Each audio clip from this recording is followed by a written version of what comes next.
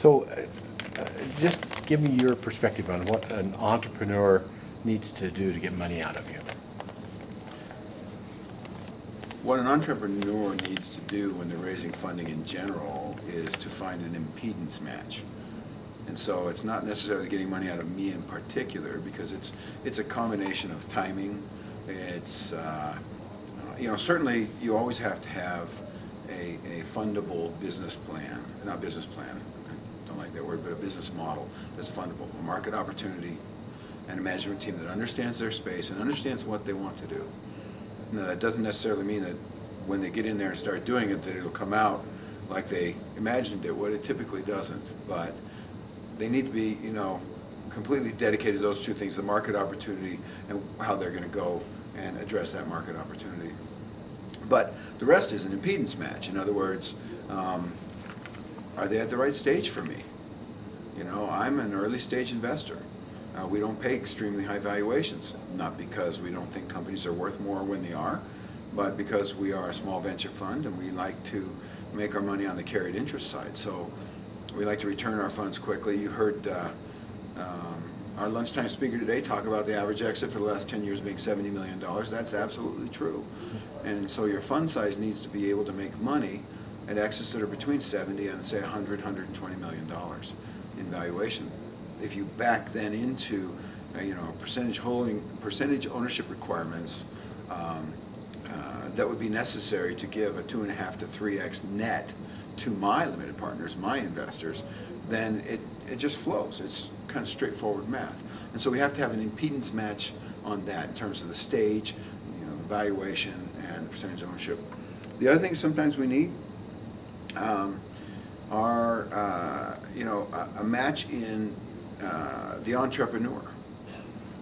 I can point to 2 deals in my portfolio now that pitched us over a 3-year period, and we finally ended up doing the deal.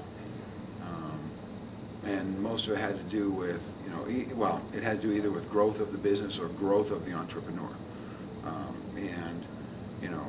I'm looking at a deal right now where I didn't think that a CEO was fundable when I first met him, and I think he's very fundable now. He's grown tremendously, and I'm hoping to be able to invest with him. And that goes back 4 years. So now, if they meet that impedance match, how should they approach you? That's a good question. 90% of the deals that we do, at least 90% of the deals we do, are through introductions. Someone knows somebody. It's typically someone that we respect. A lot of times it'll be a service provider, a lawyer, a board member. Somebody I serve on the board with will say, hey, I really want you to come, look at this company. I think it's, pretty interesting, or I'd like to get your take on it. So a lot of that. And then a lot of our deals come from current entrepreneurs and CEOs. And they'll say, hey, I'd like you to take a look at my friend's company. And a lot of times they'll give me a caveat, hey, it's my friend's company. I'm not necessarily saying this is one you should jump on. But other times they'll give you a high recommendation, say, yeah, you absolutely have to do this investment. Other deal flow we get through affiliations with the different universities. I've funded one company that started out in the business plan competition at BYU. I ended up funding them 3 years later, but still it started there. We funded a couple of deals out of Stanford. My partnership is very heavily involved with the Stanford School of Business and their engineering undergraduate program. And we do mentoring, and we do a business plan, competition type judging and things like that. And I also guest lecture over there at least twice a term. And it gets you in the mix, and those professors over there see some very interesting deals. And right now in our portfolio, I think probably the #1 deal in its early stages came directly out of a relationship with Stanford. Are there milestones, or if there are, what are they? Milestones for an IT company to reach in order to attract the various stages of capital? Absolutely. Well, right now, for example, if you're a software company, particularly in a software as a service model, and you have a decent amount of revenue and a really nice pipeline. In other words, you've come through the other side, so to speak. Your product works and you have very referenceable customers. And now what you need is cash to make that thing really go. We're seeing some very hefty valuations for those companies. I mean, we've seen companies getting between 7 and sometimes as much as 10 times their forward-looking revenues in baseline valuations for their next round. So those are milestones that you really want to reach. And so if you're raising capital, first off, if you're an entrepreneur raising your Series A, in your mind you may think you only need $3 million, and you need to go back and look in the mirror and tell yourself 15 times, I'm wrong, I'm wrong, I'm wrong. Because you almost always are wrong. You don't get the profitability on, or you don't make a big business on, you know, just a few $1 million. It's milestone based. So for that $3 million or $4 million or whatever the amount is that you raise in that first round, it needs to take you to that inflection point. And if it doesn't, then it's very important that you have patient investors and hopefully syndicated investors. If you have more than one pregnant, it helps you out. So let's say you raised $3 million or $4 million and you ended up not reaching those milestones where, you know, maybe you spent 2 years building a product and now you just figured out what it is you need to build. It's going to take another 6 months till you're going to have decent revenues. I have a company exactly like that in my portfolio. They spent 2.5 years and they went through almost $7 million.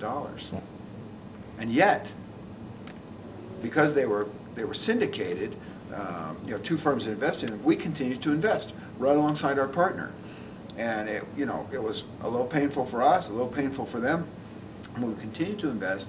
The company survived, and now they're getting obscene offers for both buyouts and for, you know, follow-on funding because they came through the other side. And we trusted the management team that they had figured it out. But the first time around it didn't work. We had to, you know, change our tack, you know, and build the software in a different direction. Sometimes that happens. So you've been involved with the Wayne Brown Institute for a number of years as an investor. Many years. What value do you see that the Wayne Brown Institute provides for you as an investor? I think, well, first let's spend just a few minutes on what they provide for the entrepreneurs. And I've been on the selection committee now for, I think, 5, 6, 7 years maybe. And if you look at the companies that come in their raw form, and then what gets presented during today's presentations, you get a perspective of what the Wayne Brown Institute really does in terms of value add. And so for the entrepreneur, they turn them into, I won't say they turn them into fundable projects, but they give them the absolute best chance possible of being funded because the entrepreneurs are able to present their ideas in a concise, straightforward fashion and have investors understand the value proposition. So then I take that to the next step. What's Wayne Brown Institute do for me as an investor? Is it does that. It brings these guys through so that sometimes you'll reject a company out of hand because the presentation is so poor. And yet there may be a real gem there. And they just didn't get it right. And because there's I won't even call it a filter. I mean, there's a filter on the companies. You know, we sit there and we choose which companies are going to actually make it through the filter. But the real refining process is after that. The companies that make it through the filter, they get their mentors team together. They work through this entire process back and forth, lots of critical feedback.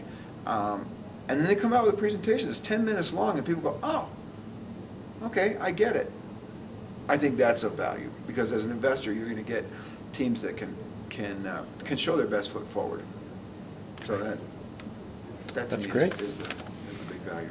That's the extent of our list. There you Appreciate go. it very much. That's easy. Good responses. I'll push the button.